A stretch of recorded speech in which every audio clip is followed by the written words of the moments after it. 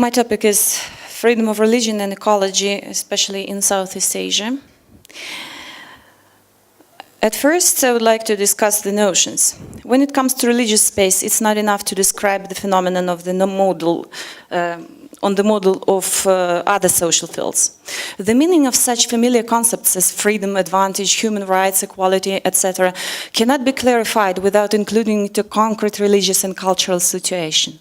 According to Ivan Stransky and lived religion approach, we have a possibility to understand the motives of religious actors if we thoroughly observe the phenomenological picture of real religious community life, for a while abstracting ourselves from our premises. One of such premises is the notion freedom, which is supposed to be the tool of analyzing the social expression of human being. But how this notion works in understanding religious experience? Let me do a comparative example of the same religion but different worships, of South Indian Catholicism and Russian Orthodoxy. In Goa state of India, the branch of Faustina Kowalska is very popular. Could you please? Thank you. This is the heart of Jesus in Indian version. Well, what impresses a lot, compared with the Russian Orthodox tradition, is the unsuspected trust to a variety of mystic visions of contemporary prophets and even ordinary persons for many occasions. Indian Christians believe that as Jesus' life from its inception to the end was a continuous search for sinners, God can utilize any symbol, any person or prophet, any direct call, any created object, any sickness or shock or failure, or anything he chooses to induce in heart of the sinner a sense of conversion. God may speak to a person about any time, so it needs to be always alert. Yeah, this is, I have no hands, no feet, no mouth. You have my hands, my feet, my mouth. Yeah, thank you. For example, the Indian nun received a special message from Virgin Mary referring to American culture. When I think of the United States, I think of this. One of the things Our Lady especially asked was for modesty in dress. In her many apparitions throughout the world, Our Lady always appears modestly dressed. Never she has made a concession to the changing fashions. This argument is used in church periodicals as appeal to young women to dress modestly. And this argument was got by mystical experience for the nun.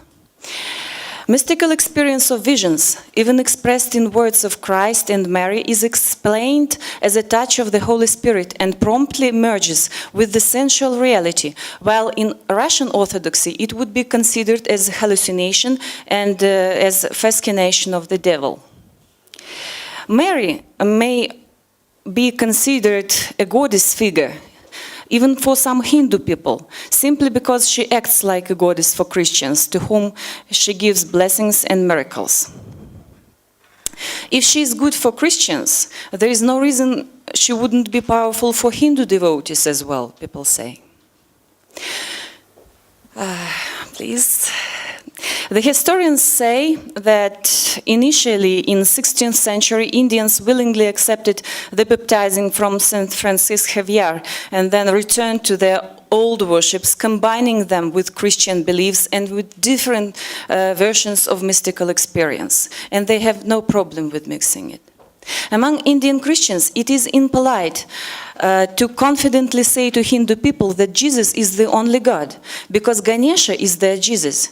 Social and religious ethics coincide in this case, while, for example, in Russian modern culture, having had 70 years history of atheism, we got used to divide religion from society and secular ethics from religious position. Although Orthodox Church elaborates Christian ethics, it works only for Christians, and even they are hardly familiar with it.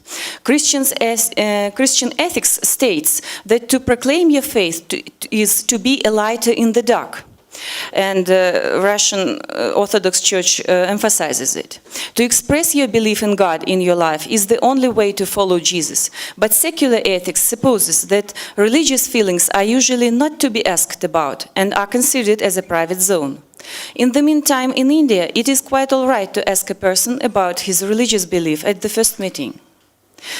Here it's hard to say which culture gives more freedom. To characterize any religious phenomenon from outside, we inevitably use social symbols and concepts, but they can be applied only to a certain cultural context, where the motives of religious actors derive from the wholeness of geopolitical unity and religious doctrine, which both give born to lived religion in concrete culture. To speak about freedom in religion today means not to give a degree of more or less, but to criticize the habitual meaning of such constructs as freedom and to use it as a tool for analyzing social problems. So which problems can we solve with the notion freedom? One of them is worldwide ecological crisis, which effects have been felt within South Asia more recently and hence demand a peculiar attention. As India and other cultures cope with decreasing air quality in its cities and degraded water, religious thinkers have begun to reflect on how the values of traditional religion might contribute to inspiring better care for the earth. One of the greatest features of Hindu tradition that's supposed to help with the crisis is freedom. Freedom to worship what you want to worship, to combine contradictory factors like scientific and technical development with religious rituals. Hindu tolerant worldview is still the basis of coexistence of states, culturally quite different from each other in language, in law and religion. It is suggested in Indian literature, in Indian modern research works, it is suggested that freedom can still help to neutralize the European spirit of consumerism by the old Indian idea of ahimsa, and that non-violent ethics might easily be extended to embrace an earth ethics. The contemporary analogy of ahimsa is Western science is environmental ethics. Both having non-anthropocentric logics, they seem to have something in common.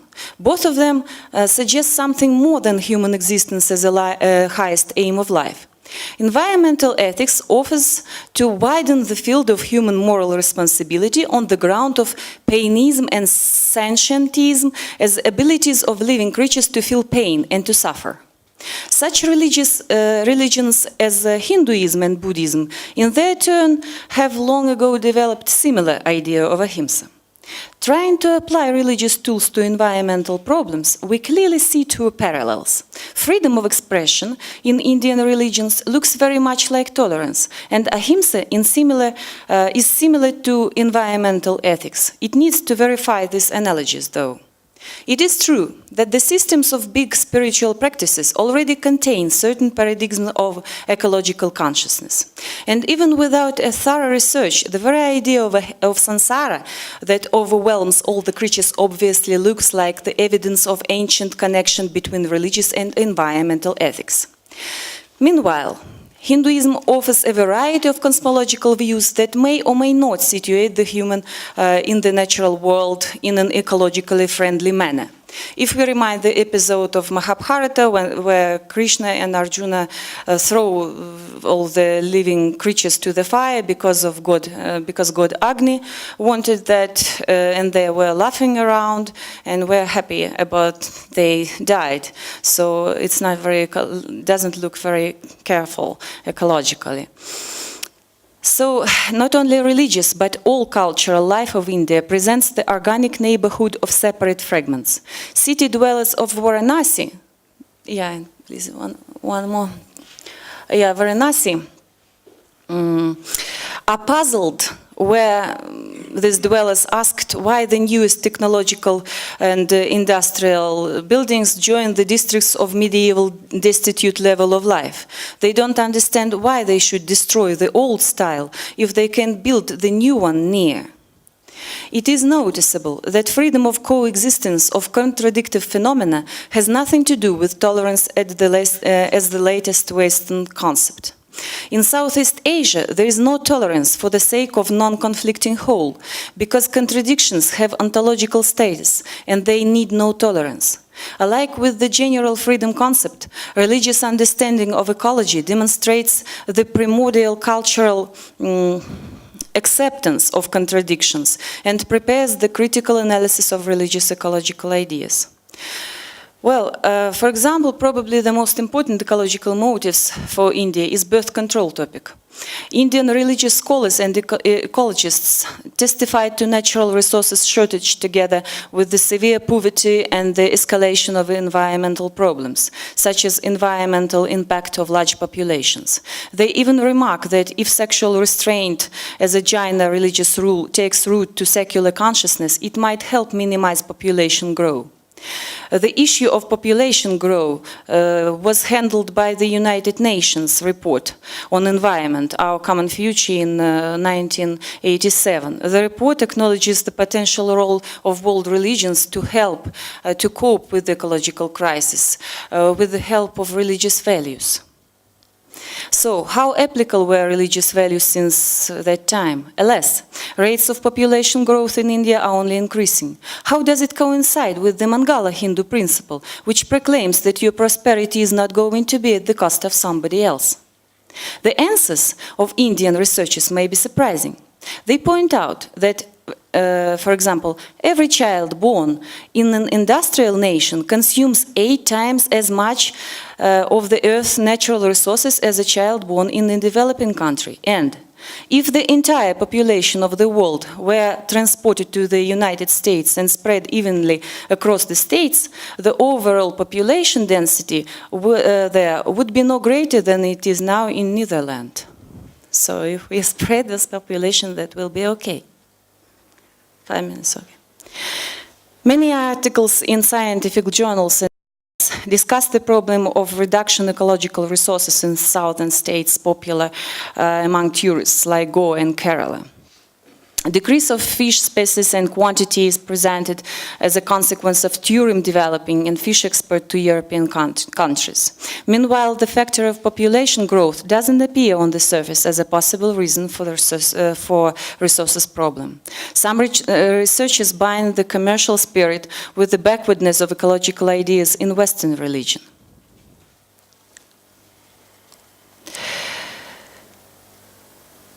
Well, in some books, Jesus is presented as one of gods, among which the supremacy in ecological respects belonged to Ganesha. It means that spiritual power of God is more evident in the serious trials, and belonging to the national history helps God to solve the problem better. Evidently, there is a possibility in mind to choose the best God according to the functional need. I've made a research on the topic of attention to the problem of overpopulation among Hindu, Christian and new religious movements communities in India. Yeah, this is very nice. One more. Yeah, they're making an ablution, and at the same time, this is a pipe from the plant, from industrial contaminations, and it's okay because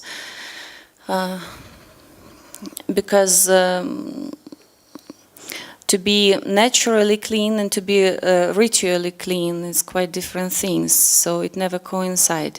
As I don't have more time, I will finish with looking at the pictures and at the same time talking. Yeah, so it's just from Varanasi.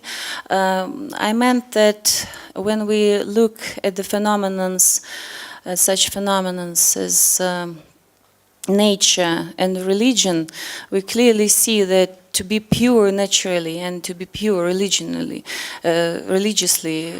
are different things, two different spheres of being. And one more. And this is about animal sacrifice in the northern India state, Himachal Pradesh. You can see this advertisements like stop animal sacrifice, but it's very, very important for these people to do annual sacrifices of buffaloes, and they say it will never stop, however the politics would be, because it's important part of their life and their rights, because this life cannot be seen from outside. If you disturb this, if you break these sacrifices, that people who forbid this sacrifice and were responsible of it become completely mad. So many injuries, many accidents happen after that. And one more. And because Hadimba, goddess of Hadimba, needs blood. It's not because she's bad goddess, but she's from under the earth. And her temples are very dark and her rituals similar. And to kill someone is bad in general, but it can be good in particular because the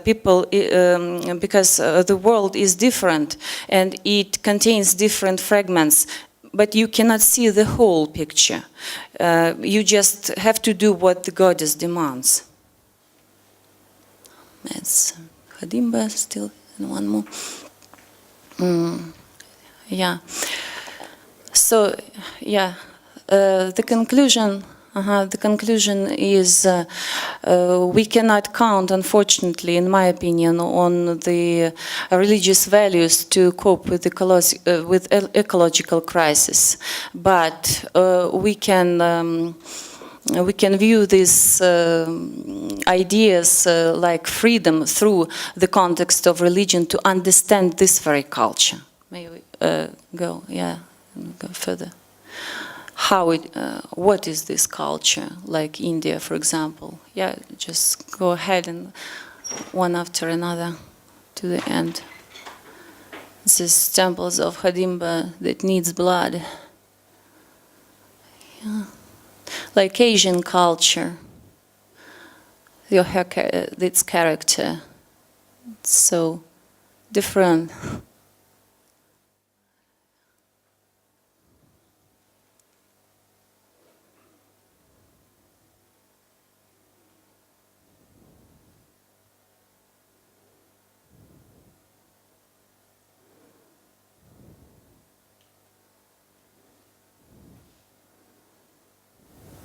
But unfortunately, we can only say that it's contradictory, but we cannot cope with the ecological crisis by the help of the religion.